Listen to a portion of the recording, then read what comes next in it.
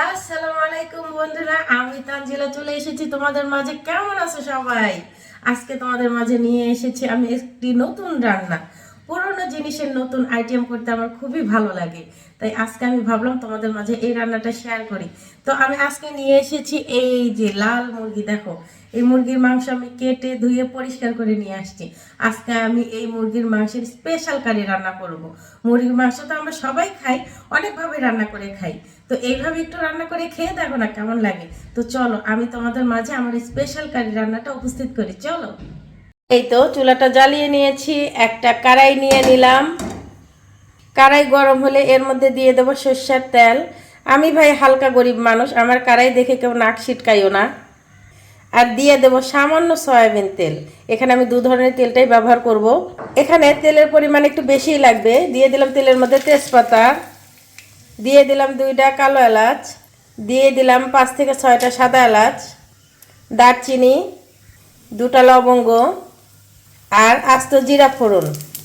জিরা ফুটে উঠলে এর মধ্যে দিয়ে দেব পেঁয়াজ কুচি। পেঁয়াজটা বাদামি করে ভাজা নেব।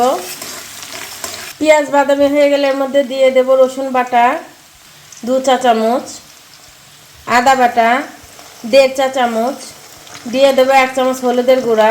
আজকে আমার মাংসের পরিমাণ বেশি, এর জন্য মশলাটা একটু বেশি লাগবে। পরিমাণ মতো লবণ।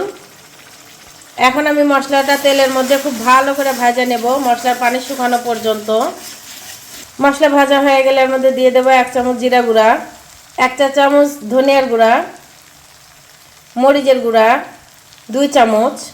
এরপরে দিয়ে দেব আজকের রান্নার স্পেশাল যে উপাদান, 1 কাপ পরিমাণ দুধ। আমি দুধটা জাল দিয়ে ঘন করে রেখেছিলাম।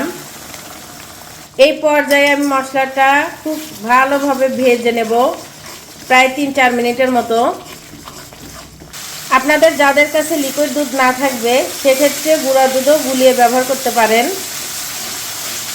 মশলাটা ভাজা হয়ে যখন তেলটা উপরে উঠে আসবে, এই পর্যায়ে আমি এর মধ্যে কেটে ধুয়ে রাখা এই মুরগির মাংসটা পুরোটা দিয়ে দেব এবং ভালোভাবে এই মাংসটাই মশলার সাথে নেড়েচেড়ে মিশিয়ে দেব এবং এই মশলার সাথে এই মাংসটা কিছুক্ষণ ভেজে নেব।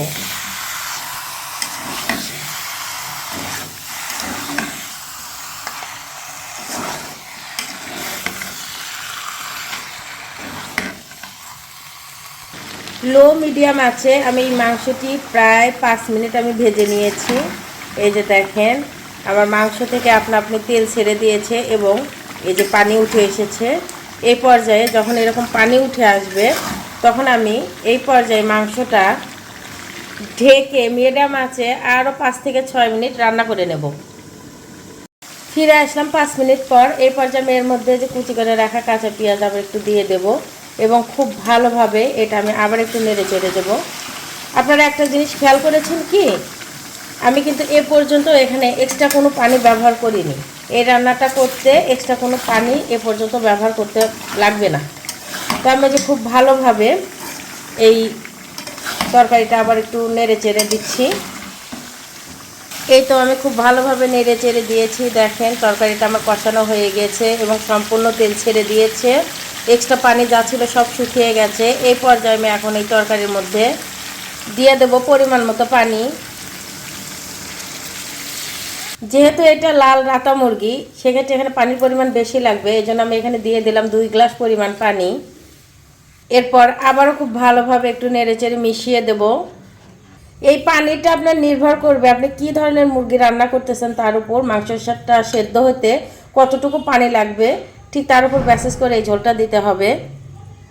ঝোলের মধ্যে যখন বলক উঠে আসবে, তখন আমি এইটা ঢেকে প্রায় 15 মিনিট মিডিয়াম আঁচে রান্না করে নেব।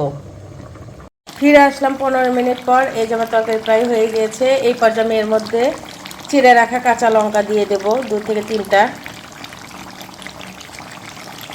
আর দিয়ে দেব 1 চামচ ভাজা জিরার গুঁড়া।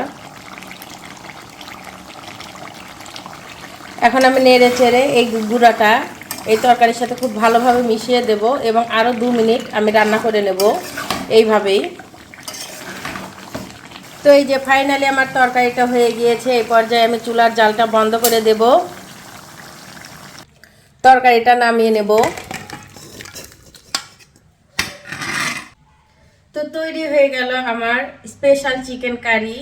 দেখুন কালারটা কতটা সুন্দর এসেছে। তো বন্ধুরা, এরকম সুন্দর ও সহজ স্পেশাল কিছু রেসিপি পেতে তোমরা অবশ্যই আমার পাশে থাকবা এবং আমার চ্যানেলটাকে ফলো করবা। আর যারা ইউটিউব থেকে দেখবা তারা সাবস্ক্রাইব করবা। আল্লাহ হাফেজ।